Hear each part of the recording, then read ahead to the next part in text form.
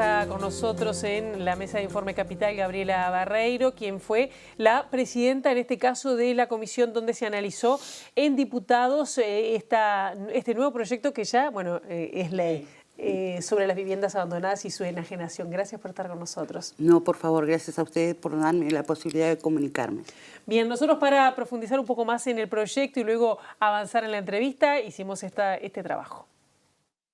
La Cámara de Diputados aprobó el 16 de octubre un proyecto de ley que declara de interés general el cumplimiento de los deberes relativos a la propiedad inmueble urbano y obliga a rehabilitarlos. La iniciativa habilita la venta de propiedades que se encuentren en situación de franco deterioro y visiblemente abandonadas en riesgo de convertirse en un problema sanitario o de seguridad. El objetivo del proyecto es otorgar un uso social, pudiendo ser adquiridos por particulares o por el Estado para ejecutar las políticas públicas de vivienda, hábitat y desarrollo urbano. Los inmuebles que al menos por 2 años estén vacíos en situación de ruina, que tengan una obra en construcción paralizada o sean un terreno baldío deberán ser rehabilitados. La ley también incluye a los que son ocupados de forma precaria por personas que no son dueñas y tampoco firmaron un contrato. Aunque la legislación vigente ya contempla la problemática, en especial el artículo 37 de la Ley 18.308 de Ordenamiento Territorial y Desarrollo Sostenible, donde se disponen los deberes que tienen los propietarios de usar, conservar y cuidar sus inmuebles, esta norma acelera los procesos. Según el censo realizado por la Facultad de Arquitectura entre 2014 y 2016, el municipio B tiene cerca de 300 viviendas abandonadas y o degradadas, y en Montevideo serían unas 500. Informe Capital recibe a la diputada del Frente Amplio, Gabriela Barreiro, que presidió la Comisión de Vivienda, Territorio y Medio Ambiente. Gabriela, unas 500 en Montevideo, decía el informe. ¿Hay algún análisis, por lo menos, que nos permita aproximarnos al número nacional? Bueno, en primer lugar me gustaría ser parte de la historia de este proyecto, que es un proyecto que ahora ya es ley, y eso es un avance, sin lugar a dudas, en un tema y una problemática que se produce a nivel nacional, no es un tema solo de Montevideo. Pero en realidad decirles que esto surge del censo del 2011, donde ahí se detectan una cantidad de viviendas abandonadas, en donde nosotros sabemos la falta justamente de tierra y de tierra con servicios que tenemos al momento de realizar viviendas o proyectos que tienen que ver con el tema de solucionar algunos temas en la centralidad de la ciudad. El Estado invierte mucho en la periferia para llevar los servicios y es un despropósito que hubiese tantas viviendas abandonadas o vacías, que eso lo detectó el censo del 2011 y que en definitiva todos los actores que en aquel momento, a mí me tocó estar en aquel momento como edil departamental y era una situación de Montevideo, pero sabemos que se repite a lo largo de todo el país. Lo que se logró después a través de un informe que tuvo el defensor del vecino es poder trabajar, y por eso surge un proyecto de ley, que no fue ley, es el proyecto de ASTI, en donde se trabajó en un tema que era muy sensible para la población y sobre todo el acceso a la tierra en un lugar, sobre todo en la centralidad, que tiene todos los servicios y el Estado no debería invertir justamente cuando los tiene ahí. El estudio que se hizo fue en el municipio B, sí, en el C y en el CH, que eran los municipios que tenían más cantidad de viviendas abandonadas. Fue así que surgió un número de 430 viviendas abandonadas. ¿En esos 3 municipios? En esos 3 municipios. Si me preguntan hoy cuántas viviendas abandonadas hay a nivel de todo el país, sí, bueno, son miles, pero no sabría decirle el número exacto, porque este estudio que se hizo de estos 3 municipios también se llegó a entender que no todas esas viviendas que estaban deterioradas estaban vacías. Claro. Entonces, al haber un estudio más sustantivo de cada situación, se llega a, en distintas discusiones interinstitucionales, de las cuales yo también participé en algunas, a este proyecto de ley. Bien.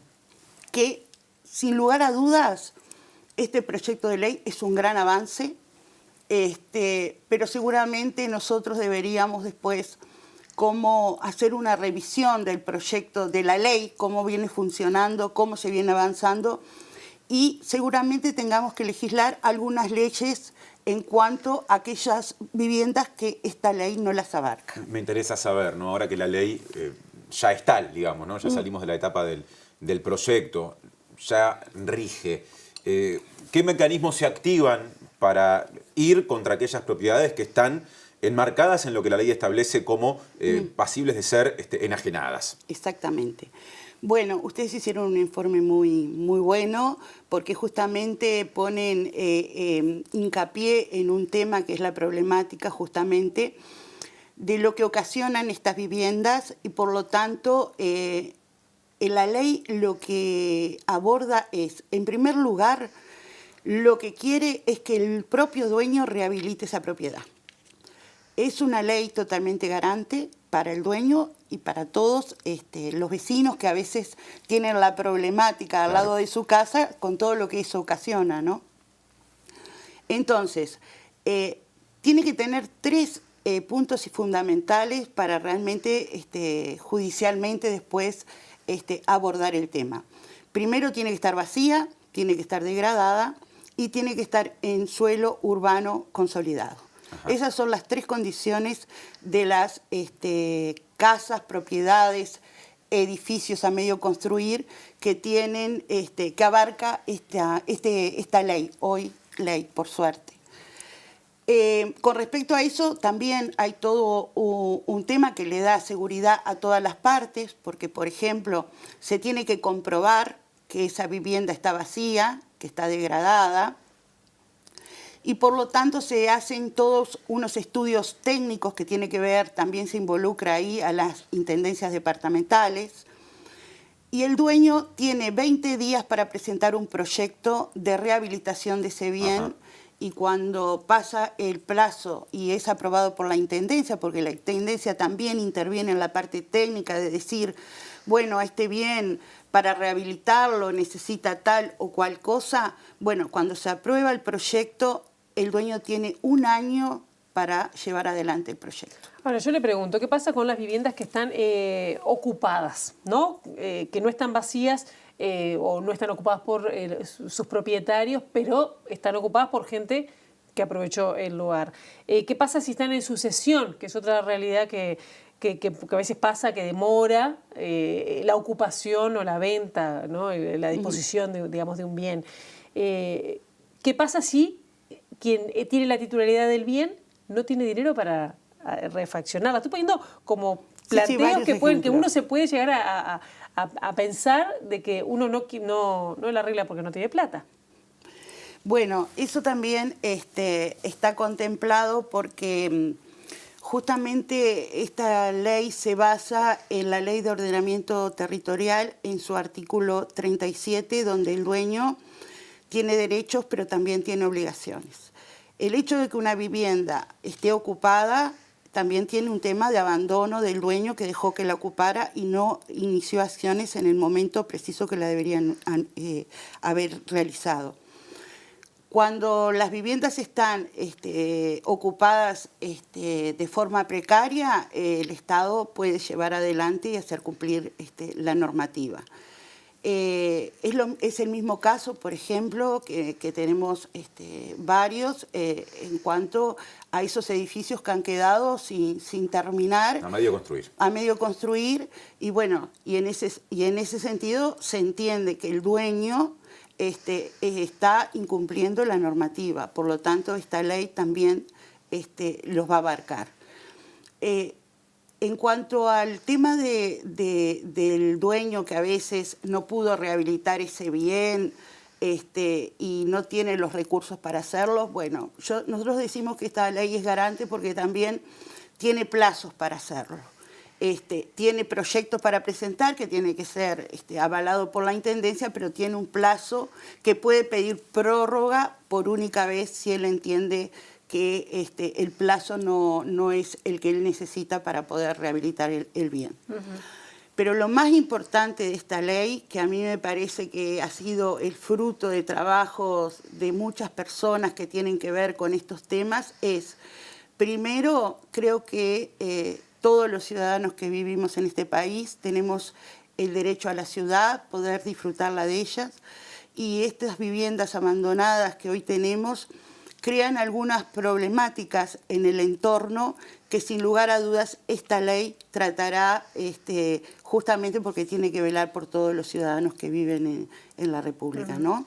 Entonces, es una problemática que va con el tema, va en contra de la seguridad, va en contra de la convivencia y que en definitiva hoy cuando el Estado o las cooperativas mismo plantean no tenemos tierras con servicios, creo que en ese sentido esta ley va a ayudar. ¿Es la ley definitiva? Bueno, capaz que tenemos que legislar mañana con una cantidad de estas viviendas que esta ley hoy no las cubre. Claro, se aceleran los procesos con esta ley. Vamos a cuestiones concretas que nos están llegando desde la audiencia. ¿Se aceleran los procesos? Sí, se aceleran los procesos. ¿Cuánto? Y bueno, yo no sabría decirte cuántos se aceleran, pero como todos sabemos, el Poder Judicial tiene sus tiempos de expedirse y hoy tenemos en el marco de una ley que los procesos, bueno, no solo son garantes, sino que son sumamente más rápidos porque tenemos una ley donde se puede actuar en esas viviendas que antes no lo podíamos hacer.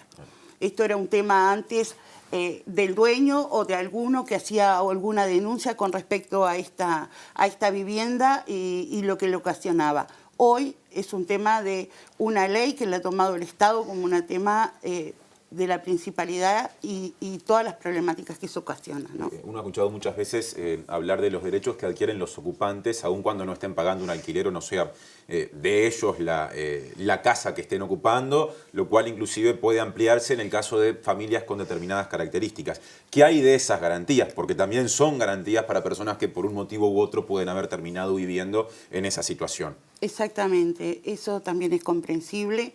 Nosotros ahora estamos en un proceso que vamos a esperar la reglamentación, porque como toda ley que es aprobada necesitamos de una reglamentación, pero también decir que es bueno que sepan, porque a mí también me han llegado muchos mensajes, algunos a favor y otros en contra, y los derechos de la propiedad privada. Bueno, el dueño tiene todas las garantías, incluso cuando se llega al proceso judicial de remate del bien, tiene 10 años para reclamar. O sea, eso queda en una cuenta BROW, está en la órbita judicial y el dueño puede presentarse en 10 años a reclamar lo que ha quedado del fruto de ese remate. El dinero, ¿no? Ya el inmueble que estará en otras manos. El inmueble, después que se remató, se buscará cómo se rehabilita, porque se va a exigir que se rehabilite, y bueno, llegado el momento, tienen que cumplir con esa rehabilitación.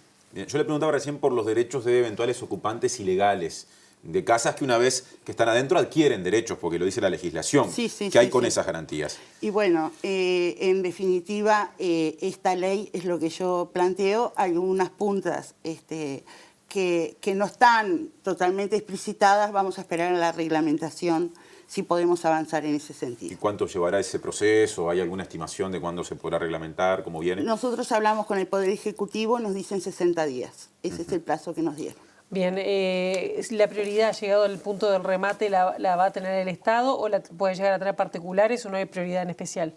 No, el Estado se puede presentar como alguien más si considera que es... porque también hay otra realidad, que es que hoy el Estado puede hacerse de muchas propiedades de esas porque tiene una deuda superior al valor del bien. La Intendencia de Montevideo, y hablo de Montevideo porque es lo que yo vivo aquí, está en un proceso también de expropiar ciertas propiedades que están en esta situación, pero que tienen una deuda y que el dueño no se ha hecho cargo por años. Lo que nosotros decimos que aquí, con este proyecto de ley, que ahora es ley, lo que se trata de ver es dar garantía a todas las partes. Cuando vos me decís alguien que está ocupando y que tiene... Bueno, nosotros hemos votado también leyes que tienen que ver... Con la protección. Con la protección, la ocupación y también con la prescripción adquisitiva. ¿Hay alguna prioridad o beneficio para cooperativas, por ejemplo, teniendo en cuenta que es uno de los problemas que muchas veces manifiestan los cooperativistas, ¿no? El difícil acceso, sobre todo a suelos ubicados en las zonas más codiciadas, con los servicios en las ciudades. Bueno, esto pasará a ser parte también de la cartera de tierras y supongo que también el Estado tiene interés en algunas de ellas y bueno, llegado el momento, los cooperativistas podrán acceder a ellas. Bien, yo dejaría este tema por acá, aunque hay puntas que todavía van a seguir atándose o desatándose con el tema de la reglamentación. Recién venías de una sesión casi no llega, vamos a decirlo así, porque estaba en una sesión extraordinaria votando la ampliación del seguro de paro para los trabajadores de Pili, la empresa láctea de Sanducera. Exactamente. Nosotros votamos la prórroga del seguro de paro y ayer justamente también en una extraordinaria votamos otra extensión del gremio de los lácteos, que sabemos que están sufriendo ciertas problemáticas, que bueno, que hay alguna mesa de diálogo para poderlas resolver. Pero bueno, acabamos de votarlo y bueno, para nosotros es muy importante lo que hicimos hoy, pero consideramos que hay que buscar soluciones más de fondo y bueno, y en eso hay una mesa que lo está discutiendo, creo que la FETIL, que la Federación de Lácteos, está abocada a la resolución de los problemas. ¿De cuánta gente hablamos en el caso de la extensión del seguro de paro de Pili específicamente? Bueno, no te sabría decir hoy de cuántos trabajadores estamos hablando, la verdad. Gabriela, sobre el final, ¿no? Estamos en tiempos preelectorales, sos parte del Partido Socialista, diputada por Montevideo. Exactamente. Se habla mucho de la interna del Partido Socialista. ¿Cómo están entre ustedes? Y bueno, se habla mucho de la interna, creo, hoy del Partido Socialista y se habla hoy mucho de de todas las internas. Hoy de todas. Nosotros hemos tratado en este último periodo, yo soy parte de la dirección del partido a nivel nacional, hemos tratado de generar síntesis, de discutir, de dar las discusiones en la interna como se debe hacer. Y en definitiva, bueno, en los momentos cuando no podemos llegar a una síntesis votaremos separados, pero hemos hecho todos, creo, las distintas visiones que tiene el partido, de generar síntesis como forma de poder avanzar como partido, como forma de que, en definitiva, muchas veces llega a la prensa algunos conflictos que no son tan o se dan ciertas dimensiones. Y nosotros creemos que la discusión se tiene que dar primero en la interna y eso es a lo que nos hemos abocado en los últimos años. ¿Tienen congreso y renovación de la Secretaría General dentro de poco? Sí, tenemos congreso los últimos días de febrero y votaríamos las autoridades en el mes de marzo. Bien. ¿Cambian algo los comentarios de Isabela respecto a la figura del presidente de la República? Del economista, ¿no? Que se desempeña en la OPP. Bueno, creo que el presidente se ha manifestado de que Isabela debe continuar en ese cargo y por lo tanto lo que dijo Isabela en un ámbito de confianza, que es un comité de base, es lo que a veces discutimos los frente amplistas, no tenemos a veces unanimidades. Tal vez lo que no estuvo bueno fue que se filtrara alguna información. Bueno, había un periodista invitado y las discusiones a veces son bastante apasionadas los frente amplistas cuando discutimos. Pero bueno, el presidente ya se despidió, así que Isabela seguirá en su cargo. Bien, muchísimas gracias por haber estado con nosotros aquí y bueno, salpicón de temas, sí. Todos importantes. Bueno, muchísimas gracias a ustedes por la invitación.